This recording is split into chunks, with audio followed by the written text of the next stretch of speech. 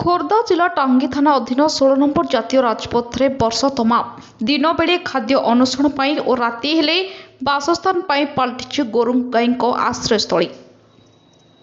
କେତେବେଳେ ନିରୀହ ଗୋରୁଙ୍କର ତ କେତେବେଳେ ପଥଚାରୀଙ୍କ ଅକାଳରେ ଯାଉଛି ଜୀବନ।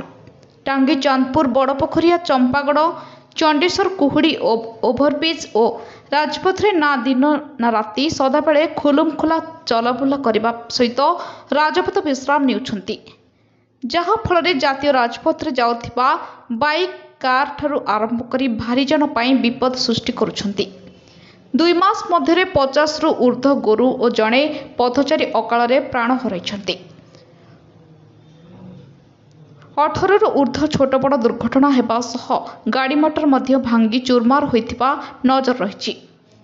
ରାଜପଥ ପାର୍ଶ୍ୱ ଗ୍ରାମମାନଙ୍କରେ କିଛି କିଛି ଲୋକ ନିଜର ସ୍ୱାର୍ଥ ସାଧନା ପାଇଁ ଗାଈ ଗୋରୁଙ୍କୁ ଗୃହପାଳିତ ପଶୁ ଭାବରେ ରଖି ସେମାନଙ୍କଠାରୁ କ୍ଷୀର ସଂଗ୍ରହ ଓ ଚାଷ କାର୍ଯ୍ୟରେ ବ୍ୟବହାର କରିବା ପରେ ସେମାନଙ୍କୁ ନିଜ ଘରେ ଘାସ ପାଳ ଚୋକଡ଼ ଦେବା ପରିବର୍ତ୍ତେ ବାହାରକୁ ଛାଡ଼ି ଦେଉଛନ୍ତି।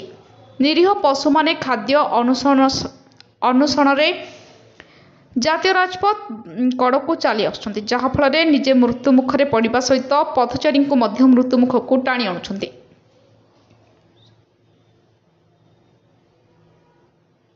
ଏହାର ମୁଖ୍ୟ କାରଣ ପୂର୍ବପରି ପଞ୍ଚାୟତମାନଙ୍କରେ ଥିବା କାଞ୍ଜିଆ ହୁଦା ବ୍ୟବସ୍ଥା ଆଉ ନାହିଁ କି ଗୋ ସୁରକ୍ଷା ସେବା କେନ୍ଦ୍ର ନାହିଁ। ସ୍ଥାନୀୟ ଅଞ୍ଚଳର କିଛି କିଛି ଯୁବଗୋଷ୍ଠୀଙ୍କ ନିଜସ୍ୱ ଉଦ୍ୟମରେ ଦୁର୍ଘଟଣାଗ୍ରସ୍ତ ଗୋରୁ ଗାଈମାନଙ୍କୁ ଚିକିତ୍ସା କରାଇବା ସହିତ ତା'ର ଖାଦ୍ୟପେୟର ବନ୍ଦୋବସ୍ତ କରୁଥିବାରୁ କିଛି ମାତ୍ରାରେ ସୁଫଳ ମିଳୁଛି। କିନ୍ତୁ ସ୍ଥାନୀୟ ବୁଦ୍ଧିଜୀବୀଙ୍କ କହିବା କଥା, କେନ୍ଦ୍ର ଓ ରାଜ୍ୟ ସରକାର ଲକ୍ଷ ଲକ୍ଷ ଟଙ୍କା ବ୍ୟୟ କରିଛନ୍ତି ଜନସାଧାରଣଙ୍କ ହିତ ସାଧନ ପାଇଁ, କିନ୍ତୁ ଆଜି ପର୍ଯ୍ୟନ୍ତ ଜାତୀୟ ରାଜପଥ ପ୍ରାଧିକରଣ କି ସରକାର ପକ୍ଷରୁ କୌଣସି ସେଭଳି କିଛି ଠୋସ୍ ପଦକ୍ଷେପ ନ ନେବା ଦୁଃଖ ଓ ପରିତାପର ବିଷୟ। ଏଣୁ ସରକାର ଓ ଜାତୀୟ ରାଜପଥ ପ୍ରାଧିକରଣ ବିଭାଗ ତୁରନ୍ତ ଏଭଳି ହୃଦୟ ବିଦାରକ ବିଷୟକୁ ଉପଲବ୍ଧି କରି ଧନଜୀବନର ସୁରକ୍ଷା ଉଦ୍ଦେଶ୍ୟରେ ପଦକ୍ଷେପ ନେବା ପାଇଁ ଦାବି କରିଛନ୍ତି ଗୋମାତା ସୁରକ୍ଷା ସମିତି ଓ ଅଞ୍ଚଳବାସୀ। ବ୍ୟୁରୋ ରିପୋର୍ଟ, ରାଜଧାନୀ ମିଡ଼ିଆ।